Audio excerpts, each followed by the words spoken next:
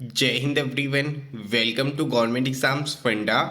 आज हम current affairs को कवर करने वाले हैं सीडीएस और एनडीए के लिए, जिसका रहेगा पार्ट 3। इससे पहले हमने 2 पार्ट्स ऑलरेडी अपलोड कर दिए थे, एक बार उन्हें गो थ्रू ज़रूर कर लेना। इसके अलावा ये जो करंट अफेयर्स की पीडीएफ है जो आज हम कवर करने वाले हैं, या फिर इससे पहले जो 2 पार्ट्स के अंदर करंट अफेयर्स हमने कवर किए थे, हमारी एप्लीकेशन के ऊपर पीडीएफ आपको मिल जाएगी। जब आप एप्लीकेशन डाउनलोड करेंगे ना, तो इस तरह से टॉप लेफ्ट पर 3 आपको बटन देखने को मिलते हैं, 3 डॉट देखने को मिलते हैं। उनके ऊपर जब आप टैप करेंगे तो इस तरह का फोल्डर आपके सामने आ जाएगा। यहाँ पर जो स्टडी मटेरियल वाला फोल्डर है ना, इसके अंदर जब आप जाएंगे तो करंट अफेयर्स की पीडीएफ आपको मिल जाएगी। इसके अलावा यहाँ पर जो फ्री टेस्ट की ऑप्शन है ना, इसके अंदर करंट अफेयर्स के 5 फ्री मॉक टेस्ट आपको देखने को मिलेंगे, तो वो भी आप यहाँ पर सॉल्व कर लेना। इसके लिए आपको करना क्या है, हमारी एप्लीकेशन को डाउनलोड कर लेना है। इसके अलावा अगर आपको मंथली करंट अफेयर्स की पीडीएफ गो थ्रू करनी है, या फिर monthly current affairs mock test देने हैं सीरियल ऑर्डर के अंदर, तो यहाँ पर आप टेस्ट 60 जो है कूपन यूज कर सकते हैं, आपको 60% एक्स्ट्रा ऑफ मिल जाएगा। तो चलिए बिना देर के करते हैं शुरू पार्ट 3। सबसे पहले हम यहाँ पर बात करेंगे अटापका बर्ड सेंचुरी के बारे में। देखिए, जो हमारी अटापका बर्ड सेंचुरी है, इसके बारे में आपको पता होना चाहिए कि ये बर्ड सेंचुरी आपको देखने को मिलेगी आंध्र प्रदेश के अंदर, या फिर कोलेरू लेक के ऊपर भी प्रश्न बन सकता है कि ये लेक आपको कहाँ पर देखने को मिलती है, आंध्र प्रदेश के अंदर। ये जो आपकी बर्ड सेंचुरी है ना, बहुत सारे माइग्रेटरी स्पीसीज की सेफ ब्रीडिंग ग्राउंड बन चुकी है, यानी बहुत सारे जो स्पीसीज है उनका प्रजनन स्थल ये जो है बन चुका है। तो ध्यान में रखना, अटापका बर्ड सेंचुरी आपको देखने को मिलेगी आंध्र प्रदेश के अंदर। और यहाँ पर मेनली ग्रे पेलिकन्स आते हैं, पेंटेड स्टॉर्क्स आते हैं, इनके बारे में थोड़ा सा आइडिया होना चाहिए। मेनली कोलेरू लेक और अटापका बर्ड सेंचुरी के ऊपर यहाँ पर आपका प्रश्न बन सकता है। आगे हम यहाँ पर बात करते हैं बालिका पंचायत के बारे में। देखिए, गुजरात के 5 विलेजेस के अंदर बालिका पंचायत देखने को मिली। बालिका पंचायत का मेन मोटिव क्या है कि लड़कियों को प्रोत्साहन देना कि उनकी इन्वॉल्वमेंट ज़्यादा से ज़्यादा हो सके पॉलिटिक्स के अंदर। बालिका पंचायत के अंदर जो इसके मेंबर्स रहेंगे, उनकी एज 11 से 21 के बीच में रहेगी। जो चाइल्ड मैरिज होती है उसके खिलाफ भी एक तरह की मुहिम आप कह सकते हैं। जो डॉरी कल्चर चलता है, दहेज प्रथा चलती है, उसे यहाँ पर समाप्त किया जा सके, इसे भी ध्यान में रखा जाएगा बालिका पंचायत के तहत। ध्यान में रखना, भारत की पहली बालिका पंचायत हमें देखने को मिली है गुजरात राज्य के अंदर। इसके बाद में हम यहाँ पर बात करेंगे थेरी डेजर्ट के बारे में। देखिए, जो थेरी डेजर्ट है ये इस वजह से इंपॉर्टेंट हो जाता है क्योंकि जब भी भारत में हम डेजर्ट की बात करते हैं ना, तो हमारे दिमाग में राजस्थान का एरिया आता है। लेकिन ये एक छोटा सा डेजर्ट है जो आपको तमिलनाडु राज्य के अंदर देखने को मिलेगा। यहाँ पर रेड सैंड ड्यून्स आपको देखने को मिलेंगे। और एक्चुअल में मैं आपको बता दूं कि ये जो रेड सैंड ड्यून्स होते हैं ना, इसे ही हम थेरी कहते हैं, और इसके नाम पर ही यहाँ पर डेजर्ट का नाम जो है थेरी डेजर्ट रखा गया है। सिंपल सा प्रश्न है कि ये आपको तमिलनाडु राज्य के अंदर देखने को मिलेगा। आगे हम बात करते हैं, भारत की पहली डार्क स्काई रिजर्व को सेटअप किया जा रहा है लद्दाख के अंदर। लद्दाख में कौन सा रीजन है, चैंगथैंग वाइल्ड लाइफ सेंचुरी है। यहां से एक प्रश्न आपका ये बनेगा कि पहला डार्क स्काई रिजर्व आपको भारत के कौन से एरिया में देखने को मिलेगा, तो आप कहेंगे लद्दाख के अंदर। इसके अलावा यह भी आपको पता होना चाहिए कि चैंगथैंग वाइल्ड लाइफ सेंचुरी आपकी कहां पर है, लद्दाख के अंदर है। सिंपल सा प्रश्न है। देखिए, एक्चुअल में जो लद्दाख वाला रीजन है ना, वहां पर क्लियर स्काई रहता है। 12 महीने जो है स्काई जो है वहां पर ऑलमोस्ट क्लियर होता है, जिसकी वजह से बहुत सारी ऑब्जर्वेशंस एस्ट्रोनॉमिकली जो है ली जा सकती हैं। इसी वजह से लद्दाख के रीजन को यहां पर चुना गया है, जिसकी वजह से लोकल टूरिज्म को भी बूस्ट मिलेगा। सिंपल सा प्रश्न है। तो चलिए चलते हैं आगे। आगे हम यहां पर बात करते हैं भारत के बारे में। रीन्यूएबल एनर्जी इंस्टॉलेशंस 2021 के अंदर भारत का रैंक कितना है, 3rd।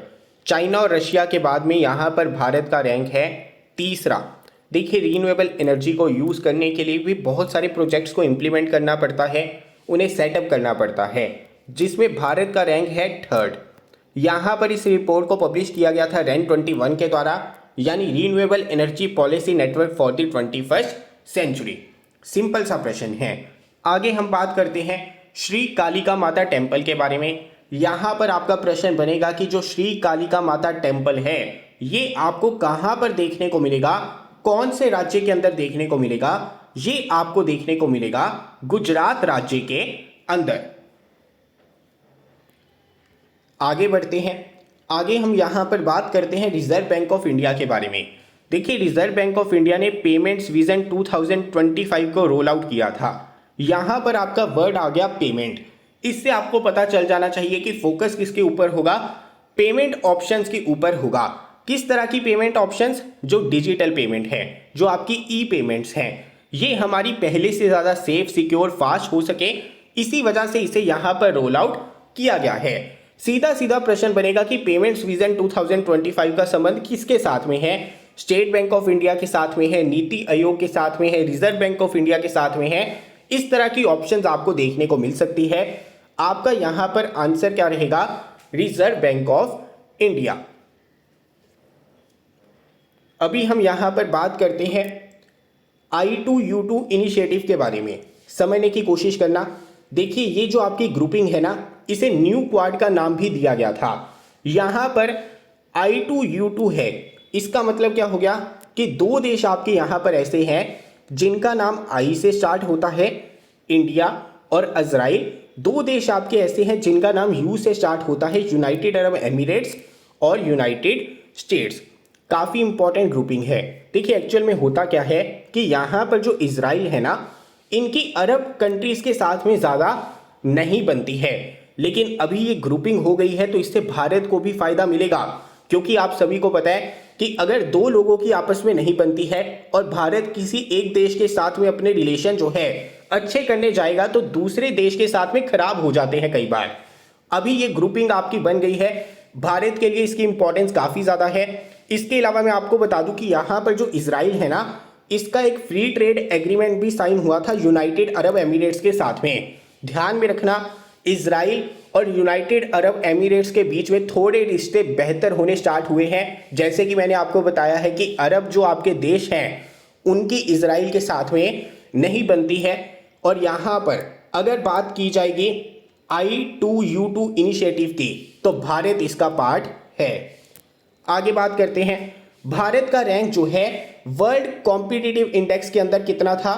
37th रैंक था। और लास्ट टाइम कितना था? 43rd। एग्जाम के अंदर ध्यान में रखना, दो तरह से प्रश्न जो है आपका पूछा जा सकता है। ये भी पूछा जा सकता है कि 2021 के अंदर रैंक कितना था, ये भी पूछा जा सकता है 2022 के अंदर रैंक कितना था। देखिए, भारत ने यहाँ पर काफ़ी ज़्यादा इंप्रूवमेंट की है। इसी वजह से फोकस रखना एग्जाम के अंदर। फटाफट से ऐसा मत कर देना कि 37th रैंक आपने मार्क कर देना है। अगर 2022 का पूछेंगे तो रैंक कितना था? 37th। अगर 2021 का पूछेंगे तो रैंक कितना था? 43rd। दोनों तरह से प्रश्न जो है आपका यहाँ पर पूछा जा सकता है। आगे हम यहाँ पर बात करते हैं पहली प्राइवेट ट्रेन के बारे में जिसे भारत गौरव स्कीम के अंडर चलाया गया। देखिए, भारत गौरव स्कीम जो है आपकी शुरू हुई थी 2021 के अंडर। यहाँ पर दो सिटीज़ के बीच में जब ट्रेन चलाई जाती है ना, तो बीच में कुछ और पॉइंट्स को भी कवर कर लिया जाता है। और यहाँ पर मेन फोकस क्या है कि जो हमारे पैसेंजर्स हैं एक्चुअल में वो भारत के कल्चर को, हेरिटेज को काफ़ी ज़्यादा पास से देख सके। और यहाँ पर पहली प्राइवेट ट्रेन भारत गौरव स्कीम के अंडर चलाई गई थी कोयम्बटूर से शिरडी तक। इंपॉर्टेंट प्रश्न है, सीधा सीधा जो है एग्जाम के अंदर पूछा जा सकता है। इसके अलावा मैं आप सभी को इन्फॉर्म कर देना चाहता हूं कि डेली लाइव रिवीजन क्लास आपकी चल रही है 8:30 के ऊपर। जैसे आप सभी को पता है कि हमने ऑलरेडी बायो को रिवाइज कर लिया हुआ है, फिजिक्स की रिवीजन हमने यहाँ पर कर ली थी, केमिस्ट्री को रिवाइज कर लिया था, पॉलिटी की रिवीजन आपकी चल रही थी, अभी मॉडर्न हिस्ट्री की रिवीजन भी आपकी चल रही है। तो ये जो रिवीजन क्लासेस हैं आपके लिए बहुत ज़्यादा महत्वपूर्ण रहेंगी, इन्हें आप यहाँ पर गो थ्रू कर सकते हैं। इसके अलावा इस वीडियो की पीडीएफ अगर आपको चाहिए रहेगी, जो आज के करंट अफेयर्स की वीडियो की पीडीएफ है वो आपको मिल जाएगी हमारी एप्लीकेशन के ऊपर। अभी हम यहाँ पर बात करेंगे एक और इम्पॉर्टेंट प्रश्न के बारे में।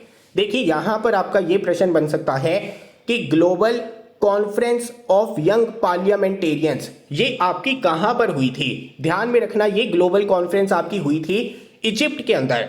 और भारत की तरफ से किन्होंने रिप्रेजेंट किया था? देखिए, नागालैंड की पहली वुमेन मेंबर ऑफ पार्लियामेंट जो राज्यसभा के अंदर भेजी गई थी, जिनका नाम था एस फेंगोन कोन्याक, उन्होंने यहां पर भारत को रिप्रेजेंट किया था। तो यहां पर इनका नाम भी इंपॉर्टेंट है। और यह भी आपको पता होना चाहिए कि global conference of young parliamentarians कहां पर हुई थी? इजिप्ट के अंदर। आगे हम यहां पर बात करते हैं, भारत ने इंडिजीनियसली डेवलप्ड, यानी भारत के अंदर ही जो डेवलप हो रखी है पृथ्वी 2 मिसाइल, उसे यहां पर टेस्ट फायर किया था। ध्यान में रखना, पृथ्वी 2 मिसाइल आपकी किस तरह की मिसाइल है? Surface to surface. पृथ्वी का मतलब ही आप रिलेट कर सकते हैं सरफेस के साथ में, और किस तरह की मिसाइल हो गई? सरफेस टू सरफेस मिसाइल हो गई। यहां पर रेंज इसकी क्या है? Approximately 350 kilometre. इसके बारे में आपको पता होना चाहिए। और यह भी पता होना चाहिए कि यह न्यूक्लियर कैपेबल मिसाइल है, क्योंकि आजकल स्टेटमेंट बेस्ड क्वेश्चन बन रहे हैं, तो जो छोटी छोटी इंफॉर्मेशन है वो भी आपके काफी ज्यादा काम की रहेगी। इसके अलावा पीलीभीत टाइगर रिजर्व आपकी न्यूज के अंदर थी। पूछा जा सकता है कि पीलीभीत टाइगर रिजर्व आपको कहां पर देखने को मिलेगी? उत्तर प्रदेश राज्य के अंदर। आगे हम यहां पर बात करते हैं, देखिए अंडर 17 वुमेन वर्ल्ड कप आप सभी को पता है कि फीफा का कहां पर होगा? भारत के अंदर होगा। और यहां पर जो आपका DY पाटिल स्टेडियम है नवी मुंबई का, यहां पर आपको फाइनल देखने को मिलेगा और सेमीफाइनल के मैचेस आपको देखने को मिलेंगे गोवा के अंदर। एक चीज काफी ज्यादा इंपॉर्टेंट है कि ये अंडर 17 वुमेन वर्ल्ड कप आपको कहां पर देखने को मिल रहा है? भारत के अंदर। तो चलिए चलते हैं आगे हम यहां पर बात करते हैं इराक के बारे में। देखिए, इराक की जो लेक सावा है वो ड्राई हो चुकी है, वाटर क्राइसिस वहां पर चल रहे हैं। एग्जाम के अंदर सीधा सीधा प्रश्न बनेगा कि लेक सावा आपको कहां पर देखने को मिलेगी? इराक के अंदर। इसे वहां पर पर्ल ऑफ द साउथ भी कहा जाता था, लेकिन अभी वो बिल्कुल वहां पर ड्राई हो चुकी है। आगे हम यहां पर बात करते हैं इंडो कॉर्पेट, ये आपका कहां पर कंडक्ट हुआ है? अंडमान सी एंड स्टेट ऑफ मलक्का में। यहां पर लोकेशन आपकी बहुत ज्यादा इंपॉर्टेंट है।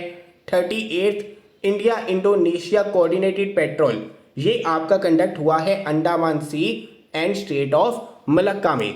लोकेशन इंपॉर्टेंट है, ध्यान में रखना। आगे हम बात करते हैं first ever India European union security and defence consultation held in Brussels, काफी ज्यादा इंपॉर्टेंट है।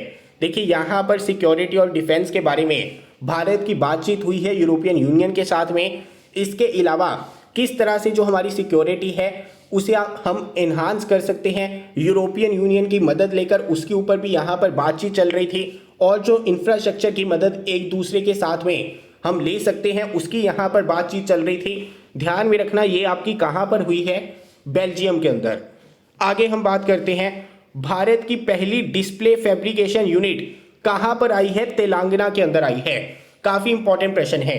देखिए, आपका सेमीकंडक्टर मिशन चल रहा है, इसके अलावा आपका आत्मनिर्भर भारत मिशन भी चल रहा है, जिसके चलते पहली डिस्प्ले फैब्रिकेशन यूनिट हमें तेलंगाना के अंदर देखने को मिली है। जैसे मोबाइल फोन्स के अंदर आपकी एमोलेड डिस्प्ले आती है ना, उसी तरह से फोन्स के अंदर डिस्प्ले यूज होती है, टीवी के अंदर डिस्प्लेज यूज होती है, और जो आपके इलेक्ट्रॉनिक प्रोडक्ट्स हैं उनके अंदर डिस्प्लेज यूज होती हैं। तो यहां पर ये प्रश्न आपका बहुत ज्यादा इंपॉर्टेंट बन सकता है। भारत की पहली डिस्प्ले फैब्रिकेशन यूनिट कहां पर आई है? तेलंगाना राज्य के अंदर। आगे हम यहां पर बात करते हैं लैम्डा के बारे में। स्टार मार्क कर लीजिए, डबल स्टार मार्क कर लीजिए। देखिए, एग्जाम के अंदर प्रश्न पूछा जाएगा कि लैम्डा क्या है, या तो एब्रीवेशन पूछी जाएगी या फिर यह पूछा जाएगा कि लैम्डा क्या है। ध्यान में रखना, लैम्डा जो है आपका एक चैट बोट है, यानी कि जिस तरह से आपका अलेक्सा है ना, उसी तरह से। लेकिन ये न्यूज के अंदर इस वजह से था क्योंकि एक बंदे ने ये दावा किया था कि जो लैम्डा है उसके अंदर इमोशंस है, यानी जब ये ह्यूमन के साथ में बातचीत करता है उन इमोशंस को यहां पर समझ सकता है। तो ये काफी ज्यादा न्यूज के अंदर था। ध्यान में रखना, लैम्डा आपका क्या है? चैट बोट है। इसे डेवलप किसके द्वारा किया गया है? गूगल के द्वारा डेवलप किया गया है। और लैम्डा का मतलब क्या है? Language model for dialogue application. बहुत इंपॉर्टेंट प्रश्न है, सीधा सीधा बनेगा, डबल स्टार मार्क यहां पर इसे आप कर लीजिए। आगे हम यहां पर बात करते हैं भारत ने यूनाइटेड नेशंस के साथ में एग्रीमेंट साइन किया था। किस वजह से? ताकि यहां पर वे फाइंडिंग ऐप को डेवलप किया जा सके। देखिए, यूनाइटेड नेशंस की एक 5 स्टोरी बिल्डिंग है, बहुत बड़ी बिल्डिंग है। वहां पर पूरी दुनिया से डेलीगेशन जो है आपकी आती रहती है और वहां पर उन्हें इजी हो सके कि उन्हें पहुंचना कहां पर है, जगह का वहां पर पता चल सके, क्योंकि इतनी बड़ी बिल्डिंग है तो उसे असेस कर पाना इतना ज़्यादा इजी नहीं है। इसी वजह से यहाँ पर यूनाइटेड नेशंस ने भारत के साथ में एग्रीमेंट साइन किया है कि किस तरह से सिक्योरिटी को कॉम्प्रोमाइज किए बिना हम इस ऐप का यूज कर सके। वे फाइंडिंग ऐप बहुत इंपॉर्टेंट है। यूनाइटेड नेशंस के साथ में भारत का यहाँ पर एग्रीमेंट हुआ है। तो चलिए चलते हैं आगे। अभी हम यहाँ पर बात करेंगे एजियन सी के बारे में। एजियन सी जो है मेडिटेरेनियन सी की आर्म है। एग्जाम के अंदर प्रश्न बनेगा कि कौन से दो देशों के बीच में विवाद चल रहा है एजियन सी को लेकर। देश है आपके ग्रीस एंड टर्की। एक्चुअल में एजियन सी के अंदर ज़्यादातर जो आइलैंड्स है ना, उनके ऊपर कंट्रोल है ग्रीस का। जो चीज़ यहाँ पर टर्की को पसंद नहीं है तो इनके बीच में यहाँ पर क्लैश चल रहा है। ध्यान में रखना, ग्रीस और टर्की ऐसे दो देश है जिनके बीच में विवाद चल रहा है एजियन सी की वजह से। आगे हम बात करेंगे लंपी स्किन डिजीज़ के बारे में। देखिए, जो हमारी लंपी स्किन डिजीज़ है ना, इसकी वजह से बहुत सारे कैटल इफेक्ट हुए थे, उन्हें यहाँ पर हानि पहुँची है। इसका आउटब्रेक हुआ था गुजरात राज्य से, लेकिन धीरे धीरे बाकी राज्यों के अंदर लंपी स्किन डिजीज़ जो है फैल गई। आपसे पूछा जाएगा कि कौन से वायरस की वजह से ऐसा हुआ है। वायरस का नाम याद रखना, पॉक्स वायरस। इसे कई बार हम नीदलिंग वायरस के नाम से भी जानते हैं। अभी हम यहाँ पर आगे बात करेंगे। महाराष्ट्र राज्य के अंदर स्नेल स्पीसीज को डिस्कवर किया गया था। एक नई तरह की स्नेल स्पीसीज है। अभी देखिए, जो आपका महाराष्ट्र वाला राज्य है ना, वहाँ पर आपको वेस्टर्न घाट्स देखने को मिलते हैं। और वेस्टर्न घाट्स को हम क्या कहते हैं? वेस्टर्न घाट्स को कहा जाता है सह्याद्री। और यहाँ पर आप देखेंगे कि जो नई स्नेल की स्पीसीज डिस्कवर की गई है, इसके नाम के अंदर भी आपका क्या है? सह्याद्री है। यानी कि वेस्टर्न घाट्स में इस स्पीसीज को पाया गया, डिस्कवर किया गया, जिसकी वजह से इसे नाम भी सह्याद्री दिया है। तो ये नाम आपका काफ़ी ज़्यादा इंपॉर्टेंट है, ध्यान में रखना।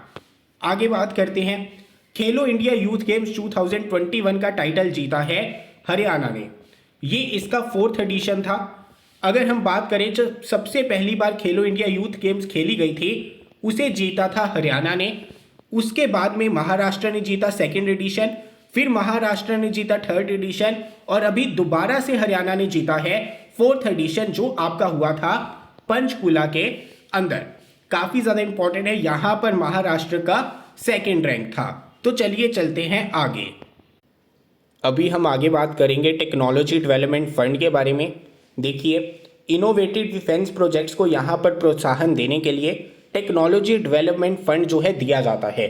भारत के अंदर बहुत सारे स्टार्टअप्स हैं, प्राइवेट कंपनीज हैं, जो डिफेंस सेक्टर के अंदर बहुत सारी नई नई चीज़ें करना चाहते हैं, जिसकी वजह से जितनी भी डिफेंस इक्विपमेंट्स है, इंफ्रास्ट्रक्चर है, वो भारत के अंदर रेडी हो सके। और यहाँ पर उनकी मदद करने के लिए टेक्नोलॉजी डेवलपमेंट फंड जो है दिया जाता है। पहले यहाँ पर लिमिट क्या थी? 10 करोड़ रुपीज़ की, लेकिन इस मैक्सिमम लिमिट को भी चेंज कर दिया गया है। अभी 50 करोड़ रुपीस तक यहाँ पर टेक्नोलॉजी डेवलपमेंट फंड के तहत उन्हें दिए जा सकते हैं।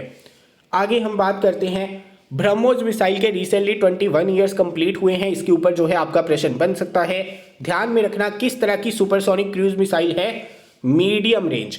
इसके अलावा एक प्रश्न आपका ये बनेगा कि क्या ब्रह्मोस मिसाइल को एयरक्राफ्ट के द्वारा लॉन्च किया जा सकता है? बिल्कुल, आपका जो सुखोई 30 है उसके द्वारा इसे लॉन्च किया जा सकता है।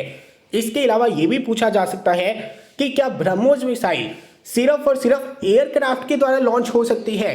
बिल्कुल नहीं। शिप, एयरक्राफ्ट, लैंड, सबमरीन, हर एक के द्वारा जो है ब्रह्मोस मिसाइल को यहाँ पर लॉन्च किया जा सकता है। यहाँ पर जो आपका वर्ड है ना ब्रह्म, ये आया है ब्रह्मपुत्रा रिवर से।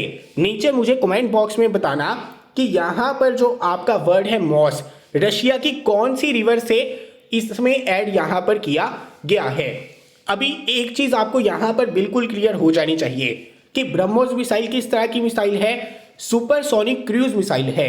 दूसरी चीज आपको क्लियर हो जानी चाहिए कि मीडियम रेंज मिसाइल है। तीसरी चीज आपको यहां पर क्लियर हो जानी चाहिए कि ऐसा नहीं है कि इसे सिर्फ और सिर्फ एयरक्राफ्ट के द्वारा लॉन्च किया जा सकता है, बिल्कुल नहीं। चाहे लैंड है, चाहे शिप्स है, चाहे एयरक्राफ्ट है, चाहे सबमरीन है, हर एक के द्वारा ब्रह्मोस मिसाइल को यहां पर लॉन्च किया जा सकता है।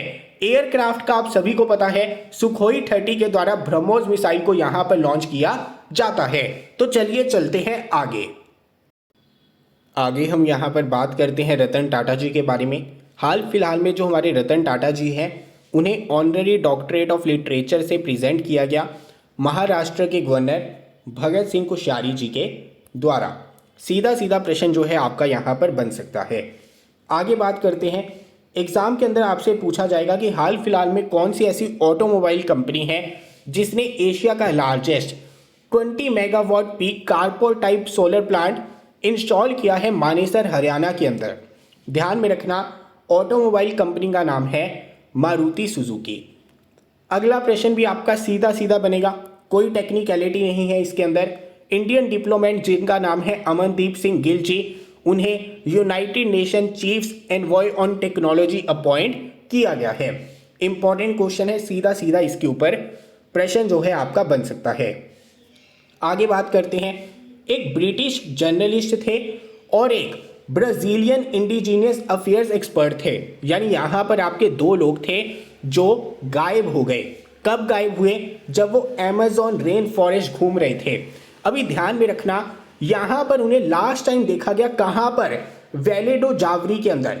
अभी यहाँ पर प्रश्न बनेगा कौन सा? पहली चीज कि ये जो वेलेडो जावरी है ना, ये ब्राजील के अमेज़न फॉरेस्ट का नाम जो है जावरी रिवर के ऊपर रखा गया है। अभी आपसे ये भी पूछा जा सकता है कि जावरी रिवर आपको कहाँ पर देखने को मिलती है? जावरी रिवर आपको देखने को मिलती है ब्राजील के अंदर। इसके अलावा जावरी रिवर जो है बॉर्डर बनाती है ब्राजील और पेरू के बीच में। ये भी प्रश्न जो है आपसे पूछा जा सकता है।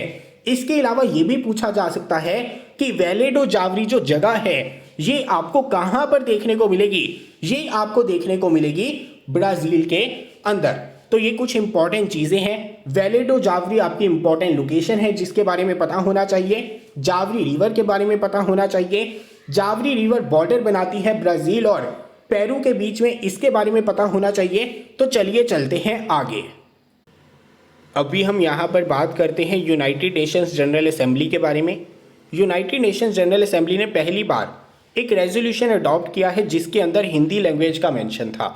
ध्यान में रखना, इस रेजोल्यूशन को लीड कर रहा था इंडिया। रेजोल्यूशन था मल्टीलिंगुअलिज्म के ऊपर। देखिए, यूनाइटेड नेशंस की कुछ ऑफिशियल लैंग्वेजेस हैं, लेकिन उसके अलावा जो नॉन ऑफिशियल लैंग्वेजेस हैं उनके ऊपर भी फोकस होना चाहिए। जैसे मान लीजिए हिंदी के ऊपर अगर यूनाइटेड नेशंस का फोकस होता है तो बहुत सारे लोग हिंदी बोलते हैं, उन तक यूनाइटेड नेशंस की बात जो है आसानी से पहुंच पाएगी। ध्यान में रखना, यहाँ पर यूनाइटेड नेशंस जनरल असेंबली ने इस रेजोल्यूशन को अडॉप्ट किया। रेजोल्यूशन का संबंध किसके साथ में था? मल्टीलिंगुअलिज्म के साथ में। इसके अलावा अगर हम ऑफिशियल लैंग्वेजेस की बात करें जो यूनाइटेड नेशंस की हैं, उनमें आपको अरबी भाषा, इंग्लिश भाषा, स्पेनिश, चाइनीज, रशियन और फ्रेंच देखने को मिलेंगी। अगर हम यूनाइटेड नेशन सेक्रेटरीट की वर्किंग लैंग्वेजेस की बात करें तो उसके अंदर आपको इंग्लिश और फ्रेंच देखने को मिलेगी। यहाँ पर जो आपकी ऑफिशियल लैंग्वेजेस हैं उनके बारे में आपको पता होना चाहिए। अभी हम आगे बात करते हैं। अगला प्रश्न आपका बहुत ज़्यादा इंपॉर्टेंट है। एक तो आपसे पूछा जाएगा कि जो कुडानकुलम न्यूक्लियर पावर प्लांट है ये भारत के कौन से राज्य के अंदर है? ये है आपका तमिलनाडु राज्य के अंदर। दूसरी चीज आपसे यहां पर पूछी जाएगी कि हाल फिलहाल में जो फ्यूल साइकिल होता है, न्यूक्लियर फ्यूल साइकिल होता है, वो कुडानकुलम न्यूक्लियर पावर प्लांट का बढ़ाया गया है। पहले 12 मंथ का वो जो है न्यूक्लियर साइकिल होता था, अभी 18 मंथ का वो न्यूक्लियर फ्यूल साइकिल होगा। ये किस वजह से हुआ है?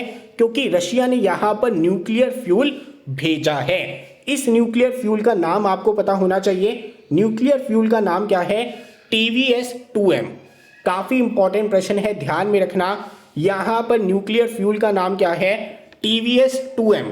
और ये भी पूछा जा सकता है एग्जाम के अंदर कि TVS-2M क्या है, जो हाल फिलहाल में हमें न्यूज़ के अंदर देखने को मिला। ये आपका है न्यूक्लियर फ्यूल, और इसे यहाँ पर कुडानकुलम न्यूक्लियर पावर प्लांट के अंदर भेजा गया किसके द्वारा? रशिया के द्वारा, जिसकी वजह से जो न्यूक्लियर फ्यूल साइकिल है वो लंबा हो गया है पहले से। जो हमारा 12 महीने का न्यूक्लियर फ्यूल साइकिल होता था, अभी वो 18 मंथ का हो जाएगा। Very important question. तो चलिए चलते हैं आगे। आगे हम यहाँ पर बात करते हैं टॉर्टोइस की स्पीसीज के बारे में, जिसका नाम है किलोनोइडिस फैंटास्टिकस। देखिए, ये जो हमारी टॉर्टोइस की स्पीसीज है ना, इसे 100 वर्ष के बाद में रीडिस्कवर किया गया है। पहले हमें लग रहा था कि ये एक्सटिंक्ट हो चुकी है, लेकिन हाल फिलहाल में ये जो जायंट टॉर्टोइस की स्पीसीज है, इसे रीडिस्कवर किया गया है। नाम ध्यान में रखना। आगे बात करते हैं धरोहर, national museum of custom and GST। ये आपको देखने को मिलेगा गोवा के अंदर। सीधा सीधा प्रश्न आपका यहाँ पर बन सकता है। ये आपकी एक ब्लू बिल्डिंग है, मंडोवी रिवर के किनारे पर देखने को मिलेगी, पणजी के अंदर, जो कैपिटल है गोवा की। और जब गोवा के ऊपर पोर्टुगीज रूल किया करते थे, इस जगह को हम क्या कहते थे? एल्फेनडेगा। आगे बात करते हैं, जो हमारी सिंगर है जस्टिन बीबर, उन्होंने कहा था कि वो एक हेल्थ कंडीशन से सफ़र कर रहे हैं, जिसका नाम क्या है? Ramsay Hunt syndrome. इसके अंदर क्या होता है कि फेशियल पैरालिसिस हमें देखने को मिलता है। आपसे ये प्रश्न एग्जाम के अंदर पूछा जा सकता है कि जो आपका रैमसे हंट सिंड्रोम है, ये कौन से वायरस की वजह से होता है? इस वायरस का नाम है वेरिसेला जोस्टर वायरस। इसके अंदर फेशियल पैरालिसिस हमें देखने को मिलता है। तो चलिए चलते हैं आगे हम यहाँ पर बात करते हैं रामकृष्ण मुकाबली जी के बारे में, जो पहले इंडियन बन गए हैं जिन्हें यूनाइटेड नेशंस ग्लोबल कॉम्पैक्ट के द्वारा रिकॉग्नाइज किया गया है as a global sustainable development goal pioneer. देखिए, ये नाम बहुत ज़्यादा इंपॉर्टेंट है। एक्चुअल में इनकी जो कंपनी है ना, इनका एक इनिशिएटिव है मेघदूत। मेघदूत के चलते ये क्या करते हैं, हवा के अंदर जो मॉइस्चर होता है ना, उससे फ्रेश वाटर बनाते हैं, जिसकी वजह से ग्राउंड वाटर डिप्लीट होने से हमारा बच जाएगा। जो हमारे वाटर रिसोर्सेज हैं आज के वाटर क्राइसिस के अंदर, वो हमारे बच जाएंगे, जिसकी वजह से रामकृष्ण मुकाबली जी को यहाँ पर रिकॉग्नाइज किया गया है यूनाइटेड नेशंस के द्वारा। बहुत इंपॉर्टेंट प्रश्न है, ध्यान में रखना। और यहाँ पर मेघदूत के बारे में भी आपको पता होना चाहिए। मेघदूत क्या है? एक ऐसा इनिशिएटिव है जिसमें एयर से फ्रेश वाटर जो है आपका ऑब्टेन किया जाता है। आगे बात करते हैं थाईलैंड के बारे में।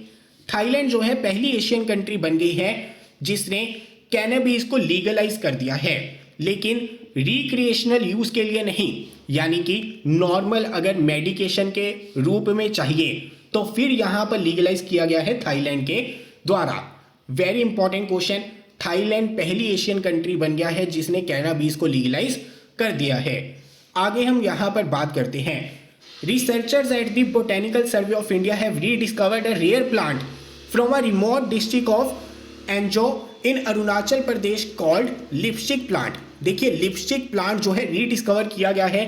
लिपस्टिक प्लांट आपको कहाँ पर देखने को मिलेगा? अरुणाचल प्रदेश राज्य के अंदर। और यही प्रश्न आपका यहाँ से बन सकता है। आगे हम यहाँ पर बात करते हैं रियाम नेवल बेस के बारे में। देखिए, जो आपका रियाम नेवल बेस है ना, ये कहाँ पर है? कंबोडिया के अंदर है। कहा जा रहा है कि चाइना यहाँ पर अपना नेवल अथॉरिटी एस्टेब्लिश करने की कोशिश कर रहा है। बहुत सारी चीज़ें कंबोडिया के साथ में इंटरनली चल रही हैं जो बाहर अभी तक नहीं आई हैं। इसी वजह से ये नेवल बेस आपका बहुत ज़्यादा इंपॉर्टेंट हो जाता है। ध्यान में रखना, रियाम नेवल बेस जो है कहाँ पर है? कंबोडिया के अंदर। आगे बात करते हैं, भारत की पहली कोविड-19 वैक्सीन जो एनिमल्स के लिए निकाली गई थी उसका नाम क्या है? एनोकोवैक्स। ये मेडिसिन, ये जो आपकी वैक्सीन है, ये लॉयंस के लिए भी थी, रैट के लिए भी थी, इसके अलावा जो आपके डॉग्स हैं उनके लिए भी थी। ध्यान में रखना, इसका नाम क्या है? एनोकोवैक्स। वैक्सीन का नाम जो है सीधा सीधा आपसे पूछा जा सकता है। इसके अलावा अगर हम बात करें, हमारी सरकार ने क्या किया है, जितने भी आपके अवार्ड्स दिए जाते हैं, पुरस्कार दिए जाते हैं, उसे एक ही पोर्टल के अंडर लाया जा सके और उसके अंदर किसी तरह की भी हेरा फेरी ना हो। इस वजह से एक पोर्टल की शुरुआत की गई है जिसका नाम है राष्ट्रीय पुरस्कार पोर्टल। इसके तहत क्या होगा, कि जितने भी अवार्ड्स अलग अलग डिपार्टमेंट्स, मिनिस्ट्रीज, एजेंसीज के द्वारा दिए जाते हैं वो इसी के अंडर आ जाएंगे और पब्लिक भी यहाँ पर उसको देख सकेगी कि किसके नॉमिनेशन हो रहे हैं, किसे अवार्ड दिया जा रहा है, किस बेसिस पर दिया जा रहा है, ताकि उसमें कोई भी हेराफेरी ना हो। तो चलिए चलते हैं आगे। अभी हम आगे बात करते हैं वर्ल्ड इन्वेस्टमेंट रिपोर्ट के बारे में। देखिए, वर्ल्ड इन्वेस्टमेंट रिपोर्ट को अगर एनालाइज किया जाए, फॉरेन डायरेक्ट इन्वेस्टमेंट को यहाँ पर देखा जाए, तो आप पाएंगे कि फॉरेन डायरेक्ट इन्वेस्टमेंट फ्लो की लिस्ट में भारत का रैंक कितना है, 7th है। यानी भारत से सिर्फ 6 देश ऊपर हैं फॉरेन डायरेक्ट इन्वेस्टमेंट के मामले में। अगर बात करें भारत की, भारत के अंदर कौन से देश से सबसे ज़्यादा फॉरेन डायरेक्ट इन्वेस्टमेंट होती है, देश का नाम है सिंगापुर। इंपॉर्टेंट है। इसके अलावा भारत ने वियतनाम के साथ में जॉइंट विजन स्टेटमेंट साइन की है ऑन डिफेंस पार्टनरशिप टुवर्ड्स 2030। काफ़ी इंपॉर्टेंट है क्योंकि वियतनाम ने इस तरह की स्टेटमेंट आज से पहले किसी भी देश के साथ में साइन नहीं की थी। देखिए, जैसे जैसे ये डिफेंस कॉपरेशन दोनों देशों के बीच में बढ़ेगी ना, वियतनाम को तो फायदा होगा ही होगा भारत के साथ में रहने की वजह से, लेकिन भारत को भी फायदा होगा।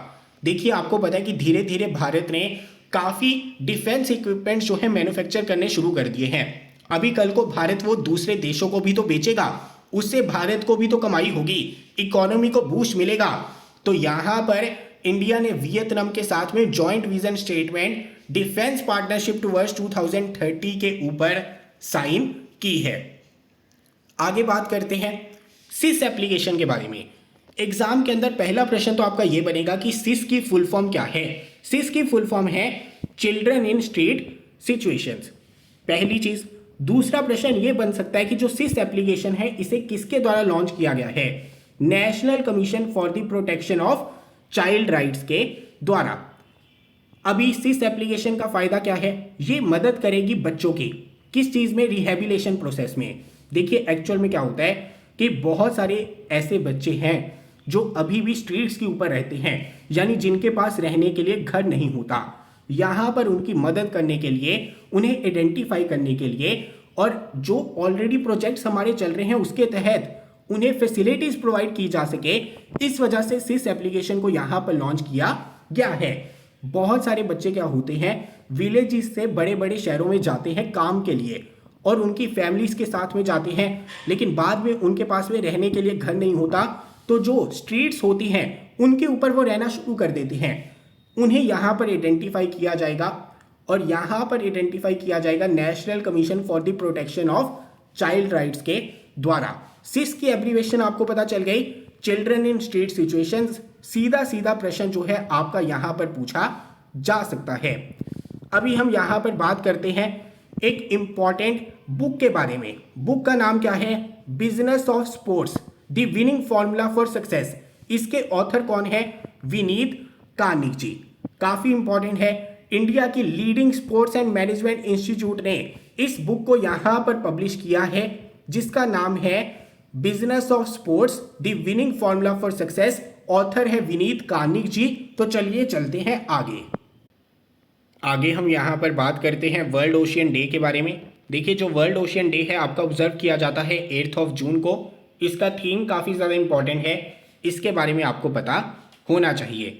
इसके अलावा आपसे पूछा जाएगा कि बाल्टिक ऑपरेशन एक्सरसाइज जो है कौन से ऑर्गेनाइजेशन के द्वारा रिसेंटली कंडक्ट की गई, नाटो के द्वारा। यहाँ पर नाटो के जो 14 मेंबर्स थे along with Finland and Sweden, उन्होंने बाल्टिक ऑपरेशन एक्सरसाइज के अंदर भाग लिया था। सिंपल प्रश्न है, आगे बढ़ते हैं। हाल फिलहाल में international Indian film academy award जो है आपके दिए गए, यानी आईफा अवार्ड जो है आपके दिए गए। यहाँ पर आपको पता होना चाहिए कि बेस्ट मूवी आपकी कौन सी थी, शेरशाह। इसके ऊपर प्रश्न जो है आपका बन सकता है। बेस्ट एक्टर आपके कौन थे, विकी कौशल, सरदार उधम फिल्म के लिए। बेस्ट एक्ट्रेस आपकी यहाँ पर कौन थी, कृति सैनन, मिमी के लिए। यहाँ पर बेस्ट डेब्यू मेल का अवार्ड मिला है अहान शेट्टी को, तड़प के लिए।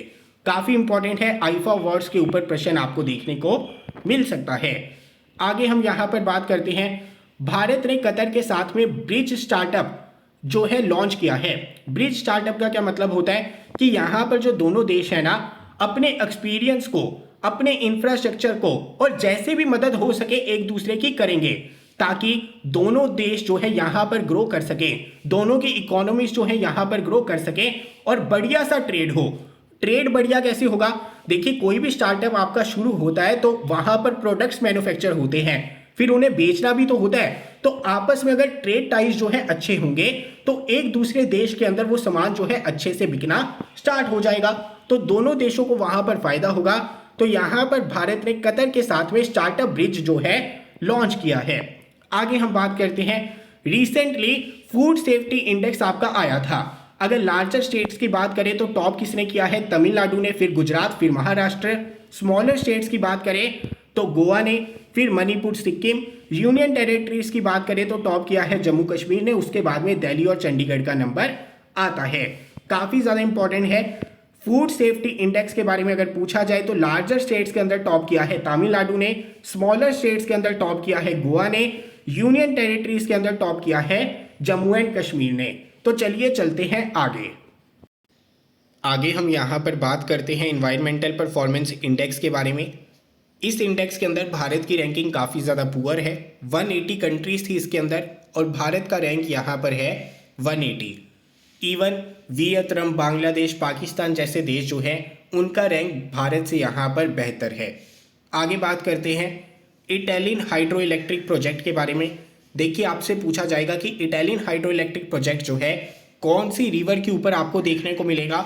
दिबांग रिवर के ऊपर। और यहाँ पर यह भी पूछा जा सकता है कि कौन सी स्टेट के अंदर देखने को मिलेगा? स्टेट आपकी यहाँ पर रहेगी अरुणाचल प्रदेश। आगे बात करते हैं, देखिए चीफ ऑफ डिफेंस स्टाफ चुनने के लिए जो क्राइटेरिया है उसके अंदर कुछ बदलाव किए गए हैं। पहली चीज ध्यान में रखना, चीफ ऑफ डिफेंस स्टाफ वही बंदा बन सकता है जिसकी एज 62 ईयर्स से कम है, और मैक्सिमम एज लिमिट जब तक कोई बंदा चीफ ऑफ डिफेंस स्टाफ रह सकता है वो है आपकी 65। अभी यहाँ पर चेंजेस क्या किए गए हैं, और ये चेंजेस बहुत ज़्यादा इंपॉर्टेंट है। देखिए, यहाँ पर कहा गया है कि चाहे सर्विंग है चाहे रिटायर्ड है, कोई भी lieutenant general, air marshal, vice admiral जिनकी एज 62 ईयर्स से कम है वो चीफ ऑफ डिफेंस स्टाफ बनने के लिए एलिजिबल हो जाएंगे। अभी ये चेंज इतना ज़्यादा इंपॉर्टेंट क्यों है? क्योंकि यहाँ पर एक जूनियर जो है अपने सीनियर को सुपरसीड कर सकता है। मान लीजिए कोई लेफ्टिनेंट जनरल जो सर्विंग है आपका, वो चीफ ऑफ डिफेंस स्टाफ बन जाते हैं, तो इससे क्या होगा कि जो उनके ऊपर थे जनरल, उनको वो सुपरसीड कर जाएंगे और उनसे एक हायर रैंक के ऊपर चले जाएंगे। तो यहाँ पर ये एक इंपॉर्टेंट चेंज हमें देखने को मिला है। इसके अलावा जो हमारे अलग अलग सर्विस चीफ्स हैं जो रिसेंटली रिटायर हुए हैं, अगर उनकी एज 62 ईयर से कम है तो वो यहाँ पर एलिजिबल हो सकते हैं इस पोस्ट के लिए। ध्यान में रखना, अगर आप चीफ ऑफ डिफेंस स्टाफ बनना चाहते हैं तो एज आपकी 62 ईयर से कम होनी चाहिए और मैक्सिमम एज लिमिट आपकी यहाँ पर 65 ईयर्स की रहती है। तो चलिए चलते हैं आगे। अभी हम आगे बात करते हैं डा विंसी मिशन के बारे में। सबसे पहले तो इसकी एब्रीवेशन आपको पता होनी चाहिए, deep atmosphere Venus investigation of noble gases chemistry and imaging mission. ये मिशन जो है आपका वीनस के हार्श एटमॉस्फेयर को एक्सप्लोर करेगा 2029 के अंदर और लॉन्च किया जाएगा नासा के द्वारा। इसके अलावा महाराष्ट्र को रिसेंटली 3 नई वाइल्ड लाइफ सेंचुरीज मिली है। उनका नाम क्या है? एक आपकी लोनार वाइल्ड लाइफ सेंचुरी है, एक्सटेंडेड एरिया है वो वाइल्ड लाइफ सेंचुरी का। इसके अलावा कोलामारका वाइल्ड लाइफ सेंचुरी है और यहाँ पर Muktai Bhavani wild life sanctuary है। तीनों के बारे में आपको पता होना चाहिए। आगे बात करते हैं, बैखो फेस्टिवल आपका सेलिब्रेट होता है असम के अंदर। पहला प्रश्न तो सीधा सीधा बनेगा कि बैखो फेस्टिवल आपको कौन सी स्टेट के अंदर देखने को मिलता है? असम राज्य के अंदर। अभी यहां पर इसे सेलिब्रेट कौन सी ट्राइब के द्वारा किया जाता है? रभा ट्राइब के द्वारा। ट्राइब का नाम भी इंपॉर्टेंट है। अभी देखिए, यहां पर जो बिम्स्टेक है ये फॉर्म हुई थी 6 जून 1997 को, यानी रिसेंटली इसके 25 वर्ष जो है पूरे हो चुके हैं। इसके बारे में पढ़ लेना, बिम्स्टेक के ऊपर इस बार प्रश्न आपको देखने को मिलेगा। बिम्स्टेक की अगर हम बात करें, फॉर्मेशन डेट के बारे में आपको पता चल गया। हेडक्वार्टर इसके कहां पर है? ढाका बांग्लादेश के अंदर है। और कौन से देश इसका पार्ट है? Bangladesh, Bhutan, India, Myanmar, Nepal, Sri Lanka, Thailand. और बिम्स्टेक की एब्रीविएशन क्या है, फुल फॉर्म क्या है, वो नीचे आप मुझे कमेंट बॉक्स में बताएंगे। तो चलिए चलते हैं आगे हम यहाँ पर बात करते हैं ग्लोबल सस्टेनेबल डेवलपमेंट रिपोर्ट के बारे में। हाल फिलहाल में ये रिपोर्ट जो है आपकी पब्लिश की गई और भारत का रैंक इसके अंदर क्या था, 121 आउट ऑफ 163 कंट्रीज। इसके अलावा केरला राज्य के अंदर नोरो वायरस इन्फेक्शन के 2 केसेस हमें देखने को मिले थे। एग्जाम के अंदर ये प्रश्न बन सकता है कि जो हमारा नोरो वायरस है कौन से बॉडी पार्ट के ऊपर इम्पैक्ट डालता है। तो देखिए, नोरो वायरस इन्फेक्शन जो है डायरिया की तरह होती है, यानी यहाँ पर आपको स्टमक यानी पेट की इन्फेक्शन देखने को मिलेगी। आगे बात करते हैं, ministry of housing and urban affairs ने clean and green campaign launch किया था। ध्यान में रखना, यहाँ पर मिनिस्ट्री बहुत इंपॉर्टेंट है। Clean and green campaign launch किया गया था ministry of housing and urban affairs के द्वारा। यहाँ पर वही सिंगल यूज प्लास्टिक का जो यूज है हमें नहीं करना चाहिए, उसके बारे में अवेयरनेस फैलाने का कैंपेन था। ध्यान में रखना, क्लीन एंड ग्रीन कैंपेन की शुरुआत की गई थी ministry of housing and urban affairs के द्वारा। आगे हम यहां पर बात करते हैं एक्सरसाइज खान कैश 2022।